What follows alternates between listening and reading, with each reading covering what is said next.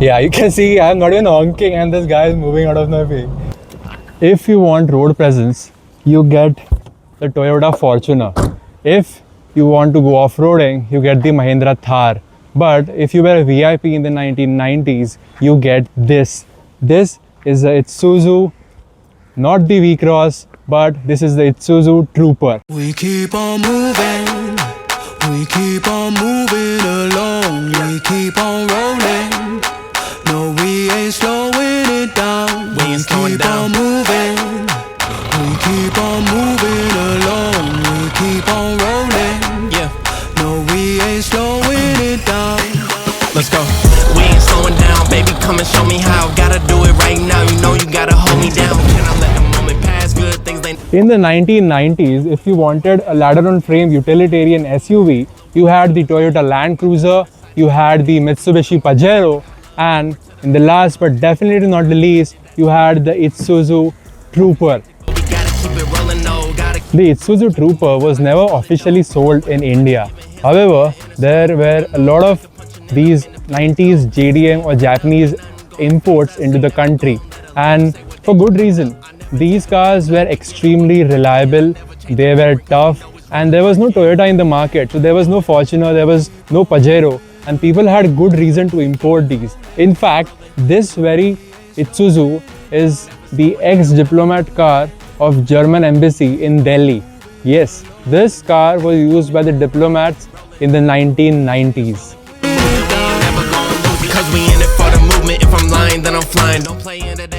The Trooper is a very long car and it comes at 4.7 meters in length. I am 6'2" and this car is still taller than me.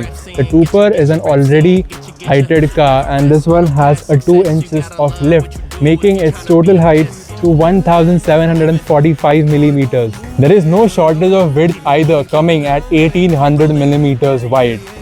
Let's talk about wheels because this thing has got a lot of it. This has the BFGoodrich all-terrain tires, all the way imported from the UK, and they are 235/65 R17 tires, and it has got all 4 disc brakes to stop them and has proper leaf spring suspension, so don't expect the best ride quality. We keep on moving, we keep on moving along, we keep on rolling. Yeah, no, we ain't slowing it down. Let's go. We ain't slowing down, baby. Come and show me how. Let's take a look at under the hood of this beast. This is powered by a 3.2 liter diesel without any turbochargers, and the bonnet weighs 1,000 pounds, but it produces around 170 bhp and enough torque to pull that building down. Pin it though, staying prayed up, ain't nothing gon' phase us. Ain't never gon' let a lame say what they just made up. I never take a pay cut, we getting what we worked in. I never change the blueprint cause we know it's really working. Moving, we keep on moving along. Also, the bonnet of this vehicle is perfect for an casual arm workout because it weighs more than 34 Maruti Swifts combined.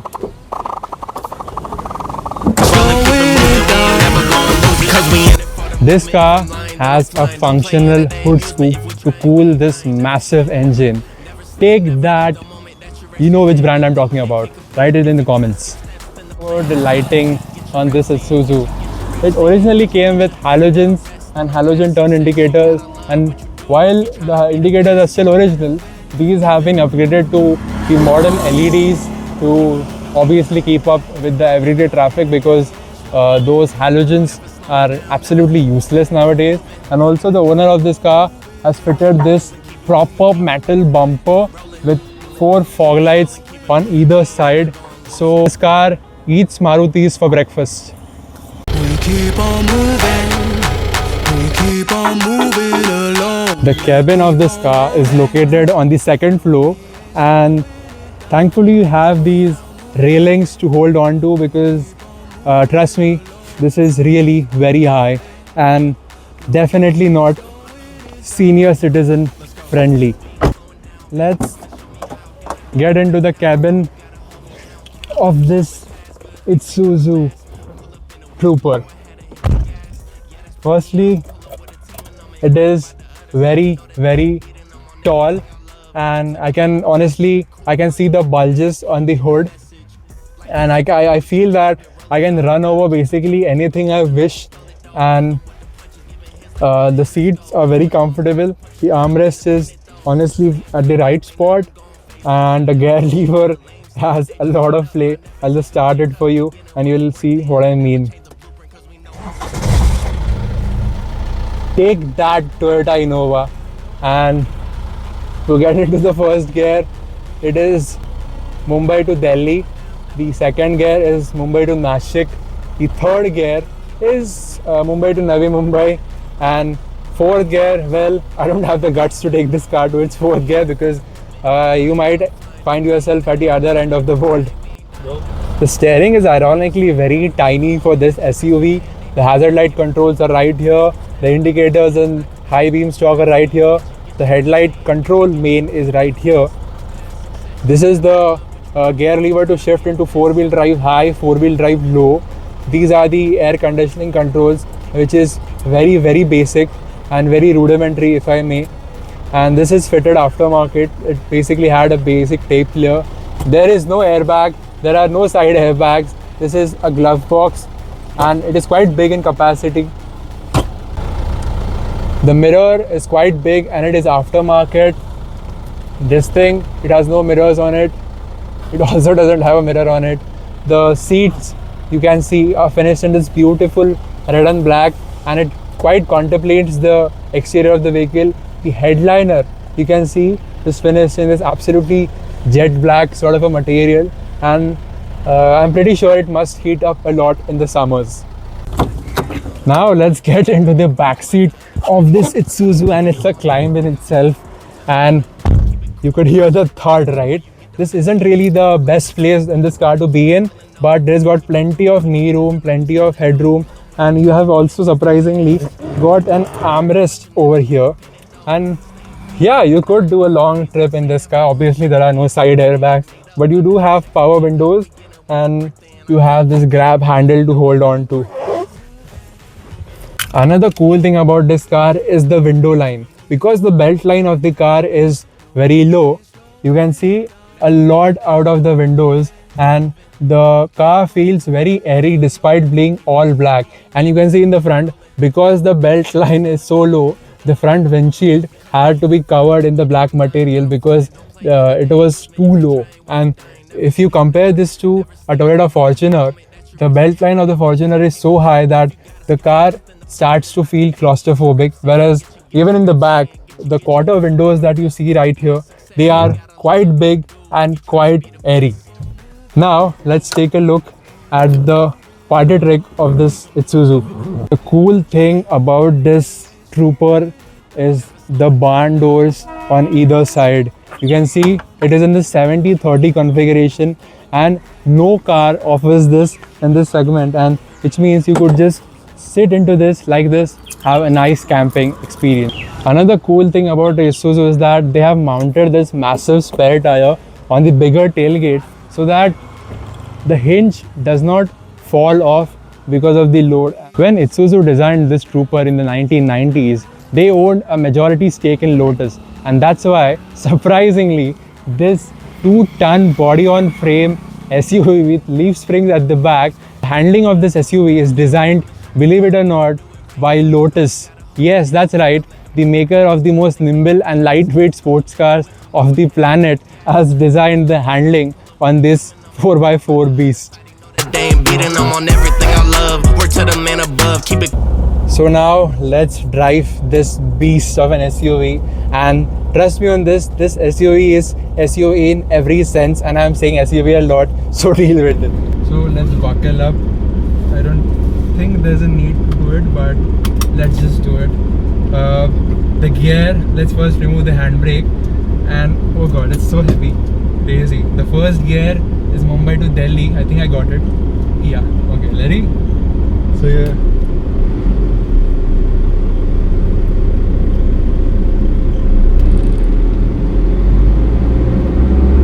So this is powered by a 3.2 liter straight 6 diesel, and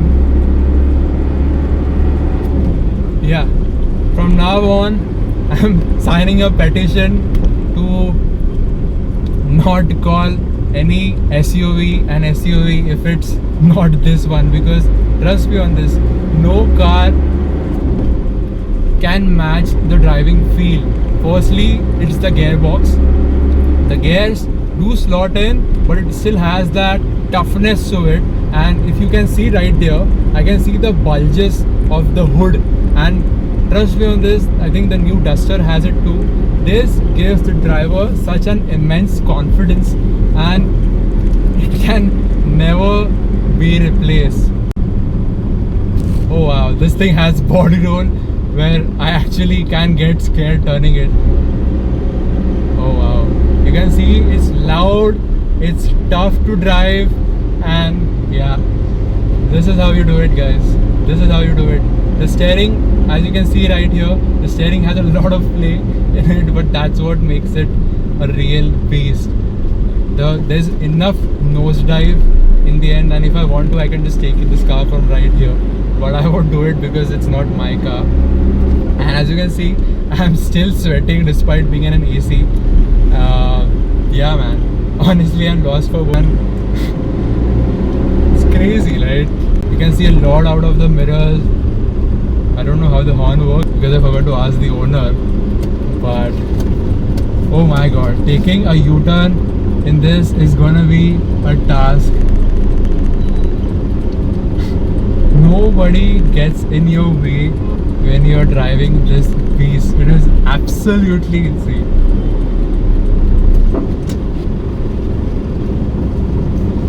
And as you can see, I did not even honk the Desire dude, and he is automatically moving out of the way because he knows that, yeah, you can see I am not even honking and this guy is moving out of my way.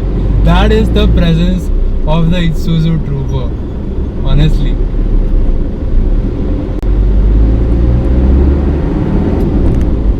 Oh yeah, it is an actual diesel, a proper diesel. Oh yeah, you can see the bouncy ride because of the leaf springs at the back. And well, oh yeah, the third gear is not really going in properly. Oh shit, I think I missed a gear. So let's try to quickly launch this vehicle. I know this is not made for launching and shit, but let's go ahead. You can see right here the play in the gearbox, and I'm in 2-wheel drive, or I think it's 4-high or 2-wheel drive, I'm not really 4-wheel drive. It's 4-wheel drive, Yeah, right? Yeah. So now, first gear, driving the accelerator.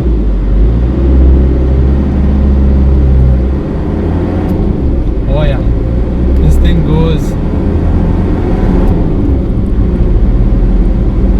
It has enough get up and go because it has a pretty decent capacity engine, but I can't take it at that speed at this corner because there is just insane amounts of body roll, and well, yeah, you can't just randomly upshift because the car it has to get a good gear.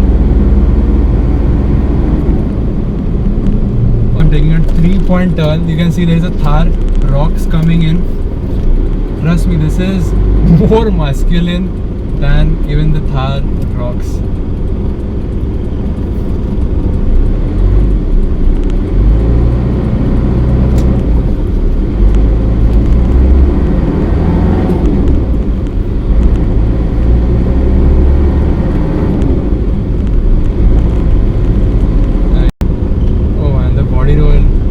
We have to ride by keeping in the Maruti walas in mind. You can see the corner.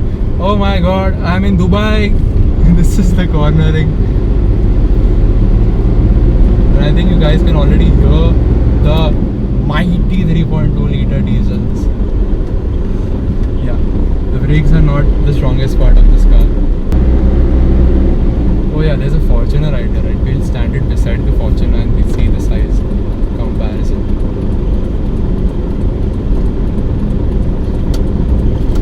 See the Fortuner, right? I can see the proper super height of the Fortuner, and that is why this thing rules. Now I'm gonna shut up so you guys can enjoy an undisputed ride of this diesel.